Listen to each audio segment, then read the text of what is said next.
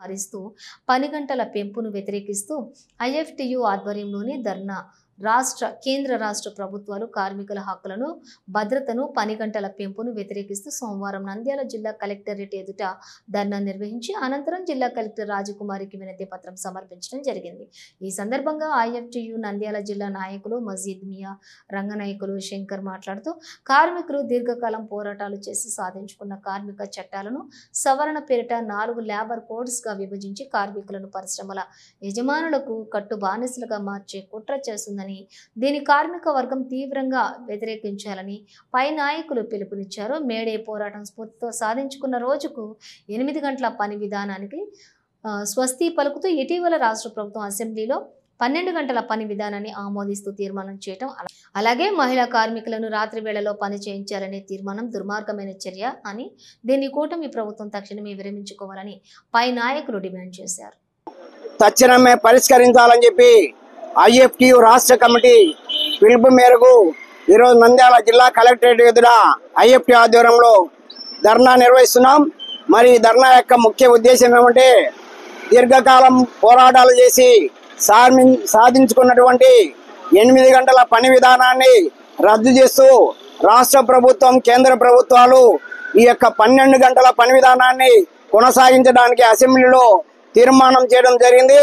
ఇది దుర్మార్గమైనటువంటి చర్యగా మేము భావిస్తున్నాం. మరి కార్మికులను పరిశ్రమల యజమానులు కార్మికులను కట్టు బానిసలుగా మార్చేటువంటి 4 లేబర్ కోడ్లు అమలు చేసి కార్మికుల యొక్క హక్కులను, కార్మికుల యొక్క చట్టాలను తుంగలో తొక్కి కార్మికులను బజారు పాలు చేయడానికి కేంద్ర రాష్ట్ర ప్రభుత్వాలు కుట్ర పన్నుతున్నాయి. మరి ఈవేళ ధరలు ఆకాశాన్ని అంటుతున్నాయి.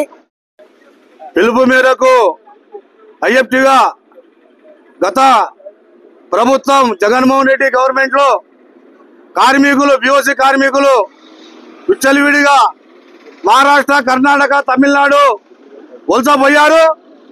మళ్ళా యువగలం పాదయాత్రలో నారా లోకేష్ గారు బీఓసీ కార్మికులకు సంజయ్ బోర్డు మేము ఏర్పాటు చేస్తాం, మేము బీఓసీ కార్మికులను కాపాడుతాం, వాళ్లకు సంజయ్ బోర్డు తక్షణమే నిధులు రిలీజ్ చేస్తాం. జగన్మోహన్ రెడ్డి దారుణంగా నిధులని పక్కదారి పట్టించి రోడ్లకు దారులకు వాడుకున్నారని మళ్ళీ యువగల పాదయాత్రలో మళ్ళీ నారా లోకేష్ గారు చెప్పడం జరిగింది. మళ్ళీ ఇప్పుడు కూటమి ప్రభుత్వం వచ్చి 20 నెలలు అవుతుంది. మళ్ళీ 20 నెలల్లో ఈ కూటమి ప్రభుత్వానికి వాస్తవంగా చిక్కుచ్చేట్టుంటే ఈరోజు బీఓసీ కార్మికులకు ఏదైతే సంక్షేమ బోర్డు ఏర్పాటు చేస్తామన్నారో ఆ నిధులని వాస్తవంగా మళ్ళా బీఓసీ కార్మికులకు సంక్షేమ బోర్డు ఏర్పాటు చేసి ఆ నిధులని బీఓసీ కార్మికులకు అమలు చేయాలని మేము ఐఎఫ్టీగా డిమాండ్ చేస్తున్నాం. ఈ రోజు వాస్తవంగా యువగల పాదయాత్రలో చెప్పింది కాదు, మన చంద్రబాబు నాయుడు కూడా సీఎం గా ఏం చెప్పాడంటే, అయ్యా మేము బీఓసీ కార్మికులము తక్షణమే చేపడతాం, ఏదైతే బీఓసీ కార్మికులకు సంక్షేమ బోర్డు నిధులు ఉన్నావో వాళ్ళకే ఖర్చు పెడతాము మాట తప్పమేమని చెప్పిన చంద్రబాబు నాయుడు మాట ఈరోజు ఏమైంది? మన యువగలం పాదయాత్రలో చెప్పిన మన నారా లోకేష్ గారు ఏమైందని మేము సభాముఖ్యంగా డిమాండ్ చేస్తున్నాం. వాస్తవంగా ఈరోజు స్టేట్ కమిటీ పిలుపు మేరకు మేము ఐఎఫ్టీ నంద్యాల జిల్లా కలెక్టరేట్ గా నిరసన కార్యక్రమం తెలియచ్చు.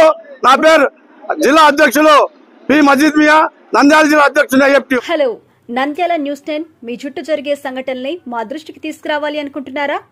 అయితే ఇంకా ఆలస్యం ఎందుకు? మా వాట్సాప్ నెంబర్ 9849700865కి సమాచారాన్ని ఎప్పటికప్పుడు పంపించండి. మా నంద్యాల న్యూస్ 10 ద్వారా మీ సమస్య పరిష్కరించుకోవడానికి ముందడుగు వేయండి.